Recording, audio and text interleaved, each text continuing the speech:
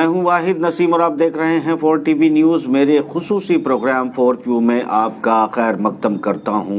और जैसे कि दोस्तों आप जानते हैं कि मैं अक्सर जो है अपने कुछ ख़ास प्रोग्राम्स में प्रेडिक्शंस करता हूं माजी को लेकर। आज का प्रोग्राम भी माफ़ कीजिएगा मुस्तकबिल को लेकर, मगर आज का प्रोग्राम माजी से मुस्तकबिल तक है, यानी एक बहुत अहम बहुत ख़ास प्रोग्राम है जिसमें मैं प्रेडिक्शंस करने वाला हूं कि एक नई दुनिया शुरू हुई है। इस नई दुनिया के अंदर कौन जीतेगा कौन हारेगा, हालत जंगी के हालात कब तक रहेंगे और कौन इसमें बरतरी हासिल करेगा और कौन पिछड़ जाएगा। ये बहुत अहम एपिसोड है जिसमें मैं ये कोशिश करूँगा समझाने की कि देखिए माजी से इसकी शुरुआत करूँगा और मुस्तकबिल की जो प्रेडिक्शंस हैं उसको लेकर इस प्रोग्राम का खात्मा करूँगा। देखिए एक चीज़ समझ लीजिएगा, जैसे कि आज आप दुनिया में देख रहे हैं कि इकलौती पावर के तौर पर अभी जो है वो अमेरिका नज़र आ रहा है। ग्लोबल पावर यानी पूरे पृथ्वी ग्रह की जो महाशक्ति है उसको अमेरिका को माना जा रहा है।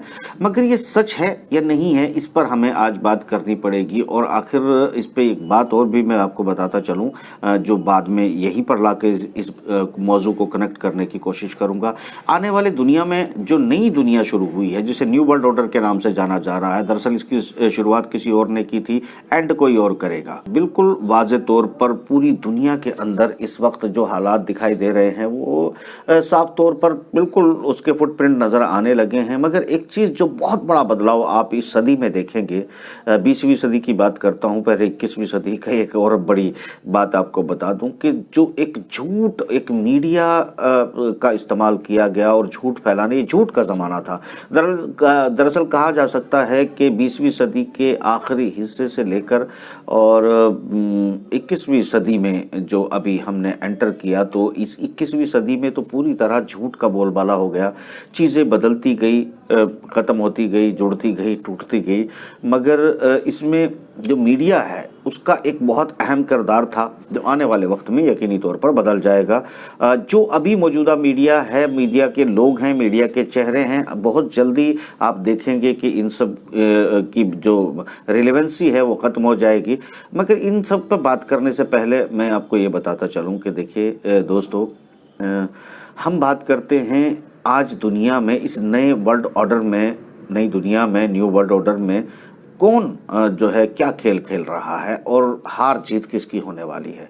तो इससे पहले माजी का थोड़ा सा फुटप्रिंट याद कर लेते हैं कि 20वीं सदी एक ऐसा वक्त गुजरा है जिसमें 20वीं सदी तक कौन कौन से साम्राज्य यानी कि अम्पायर्स जो हैं वो ख़त्म हुए हैं। सबसे पहले फ़ारस अम्पायर ख़त्म हुआ तो रोमन अम्पायर ने जन्म लिया और रोमन अम्पायर उरूज तक पहुंचा। उसके बाद उसे सल्तनत उस्मानिया कहते हैं। तुर्क साम्राज्य आया। कुस्तुंतिनोपाल को कुस्तुंतनिया से हटाने के बाद यहाँ पर उस्मानियों का राज हुआ। ये एक तुर्क अम्पायर, इसे ऑटोमन अम्पायर के नाम से जानते हैं, सल्तनत उस्मानिया के नाम से जानते हैं। उरूज तक पहुँचा, पीक एंजॉय किया। उसके बाद रोमन अम्पायर बेसिकली यहाँ से शिफ्ट हो गया विरासत के तौर पर रशिया में। और फिर ऑटोमन अम्पायर के ख़त्म होने के बाद में रूसी साम्राज्य ने जन्म लिया और रूसी साम्राज्य में बहुत से लोग देशों पर उनका कब्ज़ा रहा, उनके साथ अलाई रहे। यूएसएसआर के नाम पर रूसी साम्राज्य को रोमन अम्पायर की विरासत के तौर पर इन्होंने चलाया। विरासत के तौर पर रोमन अम्पायर की चलाया। अलबत्ता जो रोम की अपनी जो कहानी थी वो शायद फिर उसके बाद एक हिस्सा इसमें से, रोमन अम्पायर में से एक हिस्सा चूँकि नाटो की में तब्दील हो गया, यूरोप में तब्दील हो गया। और यूरोप में जो तब्दील हो गया तो यूरोप एक अपनी जो सूरत हाल है उसको लेकर बहुत पीक पर नहीं आ पाया, जबकि चाहता था कि रशियन साम्राज्य भी ख़त्म हो गया। रशियन साम्राज्य ख़त्म होने के बाद यूरोपियन साम्राज्य के जो उत्थान की बात थी या एक सपना बोया था वो शायद बीच में ही अमेरिका ने लपक लिया और अमेरिका अपने अकेले के तौर पर इस पूरे ग्रह पर राज करने लगा। तो अब अमेरिका का राज चल रहा है। मगर ये जैसा आपको दिखाई दे रहा है, क्या ये वो सच है?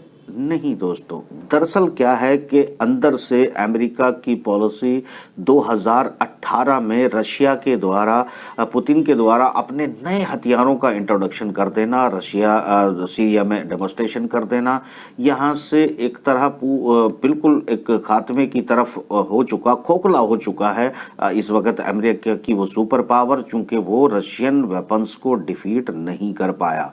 अलबत्ता कुछ नए हथियार बनाने की जो जुगत में था अमेरिका, वो भी लगा रहा। यूरोपियन यूनियन ने बहुत ज़्यादा ध्यान इस पर नहीं दिया। इस बीच में ये जब दुनिया में चल रहा था आपका, जब हम तमाम अभी खोए थे नशे में, जो पूरे यूके 0.02 अम्पायर, रोमन अम्पायर और ऑटोमन अम्पायर और फारस के अपने नशे, ये सब कुछ भी नशे के तौर पर चलते रहे। मगर इस बीच में एक और देश ने अपने अंदर ही अंदर इतनी तैयारी की जिसका नाम चाइना है। अब वो चाइना एक उठकर आ रहा है जिसने कभी अपने साम्राज्यवाद की घोषणा तो नहीं की थी, मगर अब लगता है कि ये साम्राज्यवाद रशिया के साथ रूस और चाइना मिलकर एक नए साम्राज्य, जिसको यूरेशिया कहा जाता है, इस एक नए साम्राज्य की संग बुनियाद रख चुके हैं। अभी एक बात आपको मैं और यहाँ याद दिलाता चलूँ। देखिए, आज मैं किस बेस पर यह कह रहा हूं कि अमेरिका का वजूद जो है वो खत्म हो चुका है, खोखला हो चुका है, सिर्फ मीडिया के चेहरे पर बचा है।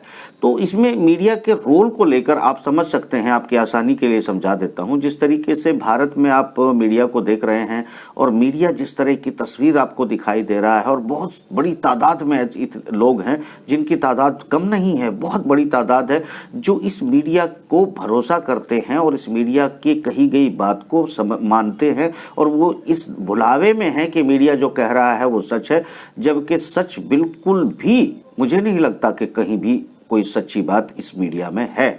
इसी तरह समझ सकते हैं कि अमेरिका ने भी पूरी तरह से, ये क्योंकि एक छोटा रूप है, जो मतलब हमारा जो मीडिया है वो एक छोटा रूप है, बहुत नन्हा मुन्ना, हालांकि झूठ में वो दुनिया में सबसे आगे है, मगर मतलब कुल मिला के वो छोटा नन्हा मुन्ना बच्चा है, वो कोई बहुत जिम्मेदार हाथों में भी नहीं है, प्रोपेगेंडा वार है। अमेरिका ने अपनी ताकत को बनाए रखने के लिए, दिखाए रखने के लिए, लोगों पर अपना नक्शा और कब्जा जमाए रखने के लिए इसी स्ट्रैटेजी को भारत से पहले इस्तेमाल किया। और जबकि पूरी तरह से आप मान सकते हैं कि रशियन हथियारों ने, चाइना की नई तकनीक ने अमेरिका को पछाड़ दिया। वो अंदर ही अंदर डरे हुए हैं, भयभीत हैं। अमेरिका के अंदर जो पावर्स बैकडोर पर बैठ के काम करती थी, वो उनके जो पहलू हैं वो बदलने शुरू कर दिए हैं। अलबत्ता इस बीच में सिर्फ हम ये कहें कि सिर्फ एक जो रूस और चाइना का अपना एक इस खित्ते पर एक अपना एम्पायर खड़ा करने का ख्वाब है, सिर्फ वही चल रहा है, ऐसा नहीं है। अलबत्ता मैं ये मानता हूँ कि 0.02 UK, United state of kingdom जो है, वो भी इस तरह का ख्याल अपना एम्पायर उनको याद आने लगा है, उस स्कीम पर काम करने की कोशिश कर रहे हैं। ऑटोमन एम्पायर, तुर्क एम्पायर को भी अपना जो साम्राज्य है वो याद आ रहा है, वो अपने साम्राज्य को लेकर आगे बढ़ रहे हैं। इस पर भी वो क्यों और कैसे, इस पर भी बात करेंगे। अलबत्ता फारस भी, यानी कि ईरान भी अपने फारस के साम्राज्य को याद कर रहा है, और बिल्कुल एक कहीं मतलब उम्मीद ना होते हुए भी पूरी तरह से मुतमईन है कि वो अपने साम्राज्य को पूरी तरह खड़ा कर सकता है। अलबत्ता वो एक बड़ा ज़बरदस्त डेवलपमेंट ज़रूर कर रहे हैं। मदरसों के और यूनिवर्सिटियों के कोलैबोरेशन की जो बात की है, ये मुस्तकबिल में ईरान को ज़रूर मजबूत करेगा, और ये एक नई जो है वो तहरीक खड़ी करने का काम करेगा। ईरान का जो एक नया कदम वो उठाने की कोशिश कर रहे हैं, अगर कर पाए तो मदरसों को, और अगर मदरसों को और यूनिवर्सिटियों को वो कोलैबोरेट कर देते हैं और एक ही जगह जोड़ देते हैं और उनको इसको एक पहलू में रखते हैं, तो ये तो तयशुदा हो जाता है कि जो वक्त है वो बदल जाएगा। मगर अभी इस तरह का ख्वाब देखना बहुत ही कबलस वक्त है, अभी वो बहुत दूर हैं इस मामले से। अलबत्ता उनका जो नशा है वो उरूज पर है, वो क्यों है इस पर भी मैं ज़रूर बात करूँगा। मगर इससे पहले आपको ये समझाने की कोशिश करता हूँ कि देखिए, जहाँ तक मैं अभी अमेरिका और रशिया के इस गेम की बात ख़त्म करके फिर मैं आता हूँ मुस्लिम जगत पे और ऑटोमन अम्पायर पे, और भारत को बिल्कुल आखिर में जोड़ूंगा कि हम कहाँ खड़े हैं। अलबत्ता इसको याद रखिएगा कि ये भी बहुत इम्पोर्टेंट पहलू है जो बात करूँगा, मगर इससे पहले हम लोग बात करते हैं। बेसिकली रशिया ने और चाइना ने एक अपने नई तकनीक, नए हथियारों को वजूद में लाए और चुपके चुपके आहिस्ता आहिस्ता शोध करते रहे। शोध करते करते ये लोग इतने आगे निकल गए कि अब पश्चिमी जगत के पास इनकी काट मौजूद नहीं है। इसमें इलेक्ट्रॉनिक वेपन्स बहुत बड़ी तादाद पर इजाद किए गए हैं। इलेक्ट्रॉनिक्स वेपन में इलेक्ट्रॉनिक वेपन्स भी है, इलेक्ट्रॉनिक ड्रोन्स भी हैं, इलेक्ट्रॉनिक फाइटर्स विमान्स भी हैं, इलेक्ट्रॉनिक कम्युनिकेशंस भी हैं, इलेक्ट्रॉनिक तौर पर डिजिटल और इलेक्ट्रॉनिक जो 5th और 6th जनरेशन में इन्होंने एंट्री की है, उसका मुकाबला यूरोप और अमेरिका करने में सक्षम अभी नहीं है। अलबत्ता इसमें एक बात यहाँ आपको समझनी पड़ेगी कि बिल्कुल स्पष्ट तौर पर बता रहा हूँ, अमेरिका, मेरी कैलकुलेशन कहती है कि अमेरिका अभी बहुत पछड़ता चला गया है, जिसमें अमेरिका के अंदर बेचैनी पाई जा रही है। उनका थिंक टैंक, उनका प्रोडक्शन सिस्टम्स और वो सब कुछ अब एक विचलन की स्थिति में आ गया है, डबल माइंड हो चुका है। उसको समझ नहीं आ रहा है कि मुझे अमेरिका के साथ बने रहना है कि नए बाजार में उतरना चाहिए। वो नया बाजार रशिया और चाइना के साथ कोलैबोरेशन करके किया जाए, या फिर वो अपने तौर पर उसको बढ़ाकर फिर से जो है इसको डिफीट करने की कोशिश की जाए। मगर तब तक देर हो चुकी होगी जब तक अमेरिका इस पोजीशन में आएगा, क्योंकि अभी फिलहाल में कहा जा सकता है कि रशिया चाइना कोलैबोरेशंस, इसमें बहुत सारी कंट्री शामिल हैं, जिसमें पाकिस्तान, तुर्की ये भी शामिल हो चुके हैं। क्योंकि जब कोई एम्पायर बनता है तो उससे फिर कड़ियाँ जुड़ती चली जाती हैं। जो अमेरिका का, जो इस पूरे ग्रह की मैं बात कर रहा हूँ, पृथ्वी ग्रह की इकलौती पावर अमेरिका आने वाले दिनों में आपको नजर आएगी स्पष्ट तौर पर कि वो बिल्कुल नहीं है। जो अभी दिखाई दे रहा है वो सिर्फ मीडियाबाजी है, हवाबाजी है, अपनी कमजोरियों को छुपाने की कवायद मात्र है। इसमें कहीं से आपको नहीं दिखाई देगा कि वो कभी डिफीट कर रहे हैं। इसका सबूत के तौर पर आप देख लीजिएगा कि सीरिया के अंदर 3 स्टेक होल्डर तय कर रहे हैं सीरिया का मुस्तकबिल। उसमें से अब हम वापस आ जाते हैं तुर्क साम्राज्य पर। ऑटोमन अम्पायर, उस्मानिया का नाम दिया जाए कि ना दिया जाए वो अलग बात है। मैं तुर्क साम्राज्य की बात करता हूँ। तुर्क को अपना साम्राज्य वो बढ़ता हुआ दिखाई दे रहा है। अजरबैजान में जिस तरीके से नागोर्नो कराबाख में उन्होंने जीत हासिल की, उसके बाद इराक में लगातार बमबारी करके मुदाखलत किया जा रहा है। लीबिया में अपनी मर्जी से सेटलमेंट करवाने में रजब तैयब अर्दोगान जो है वो कामयाब रहे हैं। और यहाँ तक कि यहाँ एक तुर्की का ये पहलू है कि सीरिया में एक स्टेक होल्डर है जो पुराना तुर्क साम्राज्य है वो शामिल है, और जो पुराना सबसे प्राचीन जो साम्राज्य है जिसे फारस साम्राज्य यानी ईरान कहते हैं, वो फारस साम्राज्य भी स्टेक होल्डर है सीरिया में। और एक जो रशियन साम्राज्य की मैं बात कर रहा हूँ, रूसी साम्राज्य विरासत के तौर पर जो जिसको हम कह सकते हैं संभाली जिसने रोमन अम्पायर की कमान, तो रोमन अम्पायर, ऑटोमन अम्पायर और फारस ये मिलकर सीरिया में तय कर रहे हैं सीरिया का मुस्तकबिल, बशार अल असद का मुस्तकबिल, जहां पर नाटो, यूरोपियन यूनियन, अमेरिका का दखल नहीं हो रहा है। इक्का दुक्का तौर पर जो है इजराइल यहां पर जरूर अटैक कर रहा है, जिसके कोई मायने नहीं है, चूंकि यहां पर जो एक बिल्कुल स्पष्ट शब्दों में बोलूंगा जो बेसिकली सऊदी और अमेरिका की जो एक प्रॉक्सी वार थी वो पूरी तरह से तो नहीं मगर 99% जो है उसको समाप्त कर दिया गया है। तो कुल मिलाकर ये स्पष्ट हार है पश्चिमी जगत की, पश्चिम का पतन हो चुका है और वो नज़र आना बाकी है, जिससे एक कवर बनाकर, एक बुर्का बनाकर, एक पर्दा बनाकर जो है मीडिया का उसके ऊपर डाला हुआ है, जो धीरे धीरे, मैंने कहा ये जो मीडिया है फिलहाल, ये मीडिया इस फॉर्म में नहीं रहेगा, ये बदल जाएगा। आने वाले दिनों में पैरामीटर्स बदलेंगे, मीडिया के चेहरे बदलेंगे, मीडिया के लोग बदलेंगे। मौजूदा मीडिया जिसको आप देख रहे हो सकता है इसमें 1 साल लगे, 2 साल लगे, 5 साल से ज़्यादा लगने वाले नहीं है। इन सब चेहरों से लोगों को नफरत हो जाएगी और ये ख़त्म हो जाएंगे, ये ला एतबार है, चूँकि इसकी इनके पीछे जो सच्चाई चल रही है वो बिल्कुल अलग है और ये जो बता रहे हैं आपको मेरी नज़र में वो पूर्ण रूप से झूठ है। बहुत सीधी सी बात है वो। अलबत्ता ये आपको आज क्या कहते हैं और कल नतीजा क्या निकलता है वो आप अपनी आंखों से देख रहे हो, उस पर भरोसा करना ना करना ये आपका अपना पैरामीटर्स है। मेरे अपना नज़रिया है जो मैं आपको बता रहा हूँ। यहाँ पर एक चीज़ मैंने कहा कि जो 3 पुराने साम्राज्य हैं जो 20वीं सदी में ख़त्म हो चुके हैं, वो उन साम्राज्यों में भी साम्राज्यवाद की जो ललक है वो पूरी तरह से है, जिसमें ईरान अपनी कोशिश कर रहा है। और इसको सबूत यहाँ पर यह मिलता है कि तुर्की ने एक आजरियों के फेवर में एक गज़ल पढ़ी, एक नज़म पढ़ी या गज़ल पढ़ी। ये जो आजरियों को लेकर उनकी जीत के मौके पर आजरियों को लेकर जो गज़ल कही गई, उसमें जो ईरान में एक स्टेट है वहाँ पर आजरी बड़ी तादाद में रहते हैं, तो आजरी लोगों में अलगाववाद की भावनाएं पैदा हो रही हैं या रजब तैयब एर्दोगान कर रहे हैं, ऐसा कहने की कोशिश और बड़ी तनकीद जो है ईरान ने की है। ईरान अपने फारस के साम्राज्यवाद के नशे में पूरी तरह से आगे बढ़ रहा है, उधर तुर्क जो है वो जीत हासिल कर रहा है बाकायदा। तो इस भय में, डर में ईरान के जो पैरों की ज़मीन है वो खिसक रही है और मजबूरी में, चूंकि उसको चाइना और रशिया के साथ बने रहना है और चाइना और रशिया की मजबूरी के तौर पर तुर्की इस वक्त मौजूद है, तो खामोशी और तरफदारी करना एक मजबूरी बनती है। मगर दबी इच्छाएं हुलेरे ले रही हैं, बड़े मतलब बहुत जो दिलों में उनके हुलारे जिसको कहते हैं वो मार रही हैं फारस अंपायर के मन में भी, और तुर्क अंपायर बिल्कुल वो दिखाई दे रहा है, हुलारे नहीं मार रहे, ज़मीन पर दिखाई दे रहा है।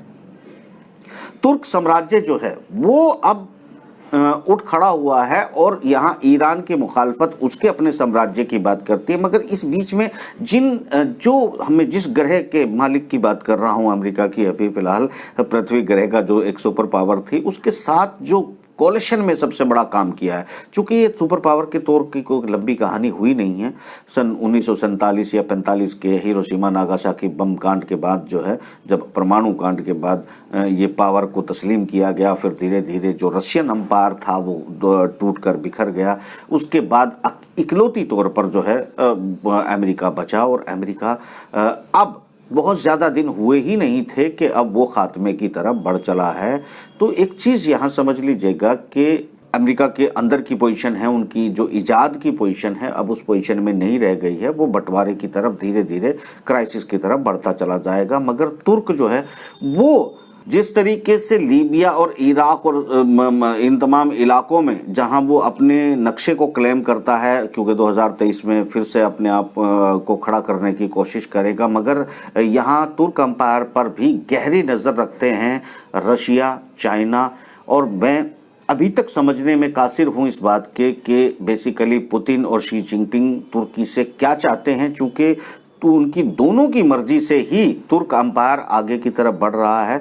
ये सही है कि नाटो का सेकंड लार्जेस्ट आर्मी पावर के तौर पर अगर किसी को देखा जाता है, नाटो की बात कर रहा हूँ, उसमें तुर्क अंपायर है, तो तुर्क आते हैं।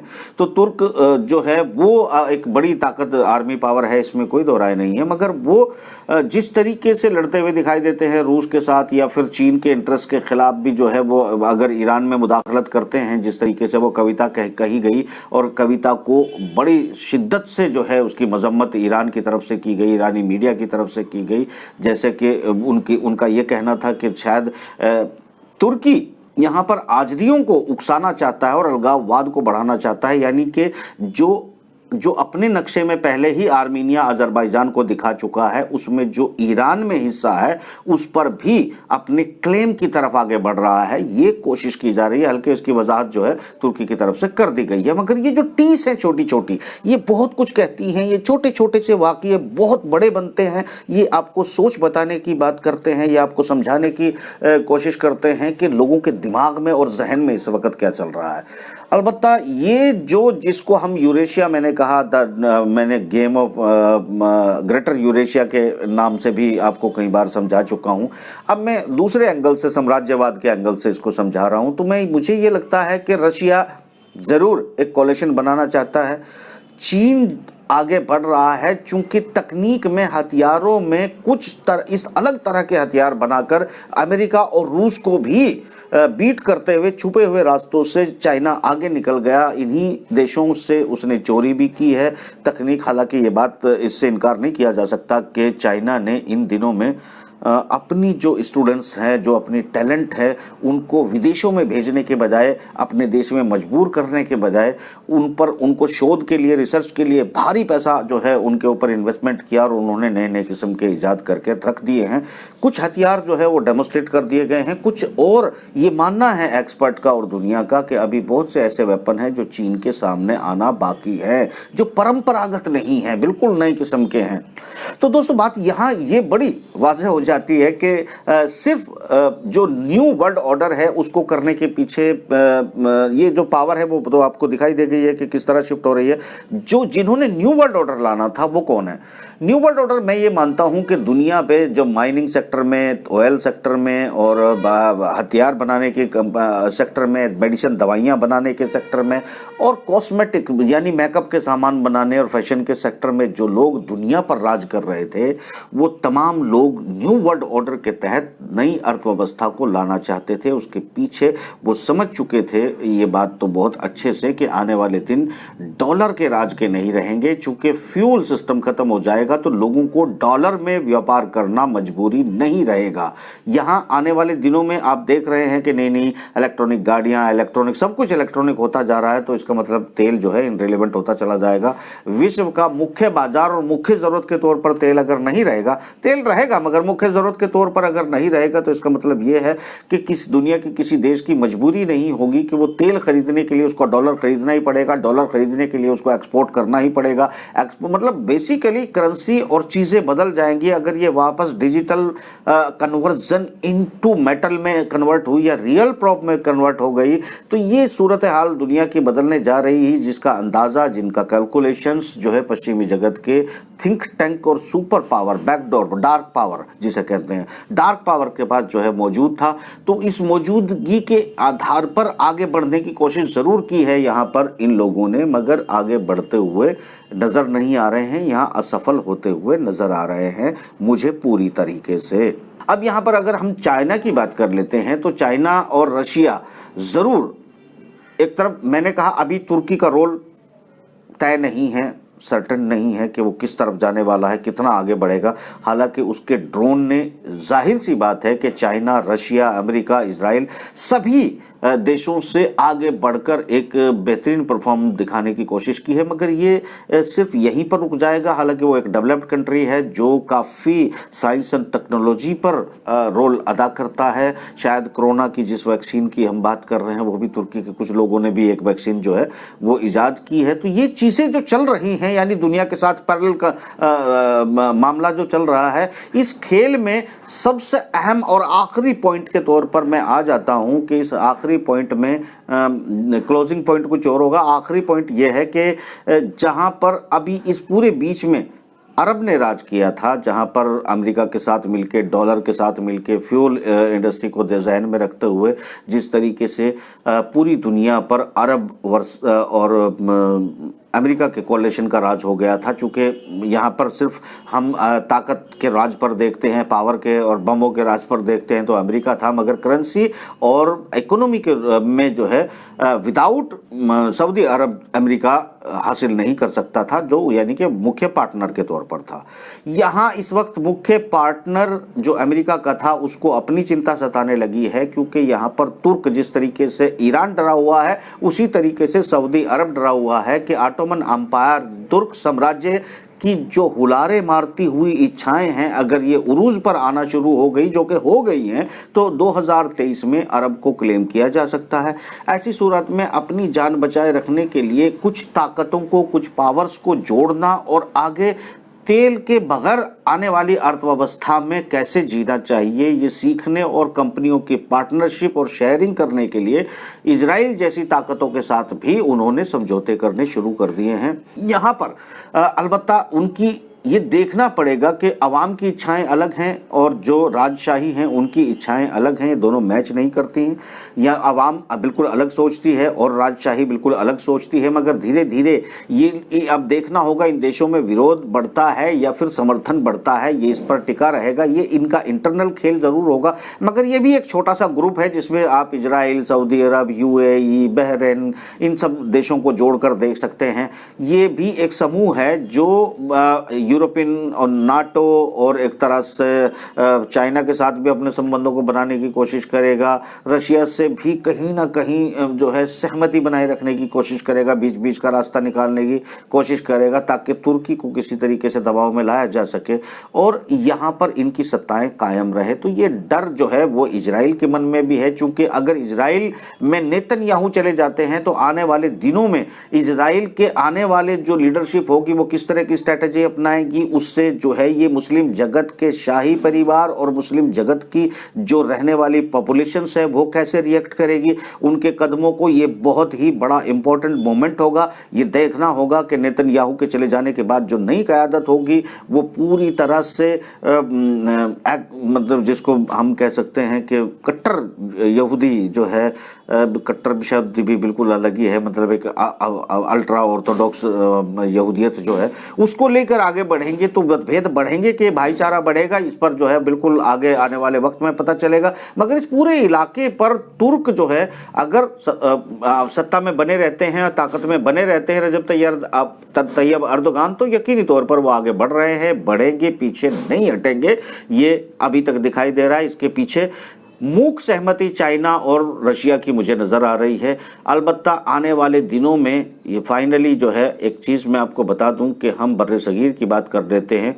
खात्मा एंड ऑफ द प्रोग्राम ये है कि मीडिया देश बर्रे सगीर में पाकिस्तान, हिंदुस्तान, नेपाल, भूटान और कई मुल्क और इसमें शामिल होकर एक अजीब से अनजाने खतरे की तरफ जो है बड़ी तेज़ी से बढ़ रहे हैं। क्योंकि जैसा पाकिस्तान, हिंदुस्तान, इन सब देशों का मीडिया या यहाँ के एक्सपर्ट जिस तरीके अपनी जनता को बताने की कोशिश कर रहे हैं, मेरी नज़र में वो सब गुमराही की बातें हैं, सच्चाई कुछ और हैं। यहाँ पर पाकिस्तान को जो है वो किसी और के हितों के लिए, क्योंकि पाकिस्तान किसी साम्राज्यवाद का हिस्सा नहीं हो सकता या वो साम्राज्य हासिल कर लेगा दुनिया में और वो एक कोई अंपायर बना सकता है, मुझे नहीं लगता पाकिस्तान की इतनी हैसियत है। तो वो एक किसी न किसी का हिस्सा बनेगा और उसको जिसका हिस्सा बनेगा वो अपने लिए इस्तेमाल करेगा। इसी तरह की बातें आप भारत पर भी लागू कर सकते हैं पूरी तरीके से।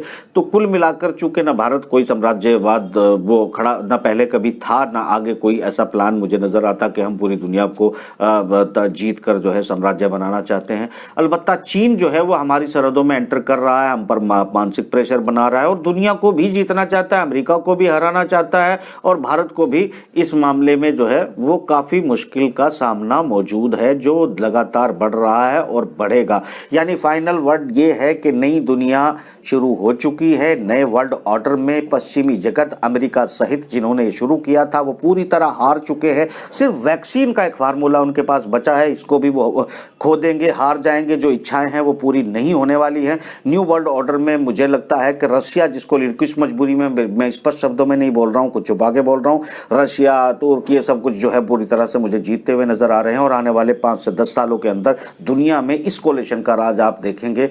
और जो राजनीति में इस वक्त मौजूद हैं पूरी दुनिया में, जो सूझबूझ के साथ नहीं चलेंगे बहुत बड़े घाटे का शिकार हो जाएंगे। नई दुनिया, नए हथियार, नए ऑर्डर, नई करेंसी आने वाली है। उसके साथ जो नहीं चलेगा, जो जाने वाली, टूटने वाली है, उसके साथ रहेगा, बर्बाद होगा, बिखर जाएगा, टूट जाएगा। तो फाइनली जो है दोस्तों आज के प्रोग्राम में इतना ही। मैं इस प्रेडिक्शंस के साथ में जो है इस चीज़ को ख़त्म कर रहा हूँ। आपने माजी में मेरी प्रेडिक्शंस देखी हैं, इसको एक प्रेडिक्शंस के तौर पर लिया जाए, बार बार देखा जाए, एनालाइज किया जाए। मैंने बहुत सारे पॉइंट छुपा कर कहे हैं, बहुत से पशे पर्दा, बहुत से सरे पर्दा। इन सबको समझ लें कि मैंने क्या कहा है, यही आने वाली दुनिया का नक्शा होगा, ऐसा मुझे लगता है। बाकी सब कुछ अल्लाह के हाथ में, वो बेहतर जानता है, जब चाहे जैसे चाहे बदल दे। फिलहाल हम प्रोग्राम बदल देते हैं। मुझे इस प्रोग्राम में इजाज़त दीजिए और देखते रहिए 4 TV न्यूज़। खुदा हाफिज़।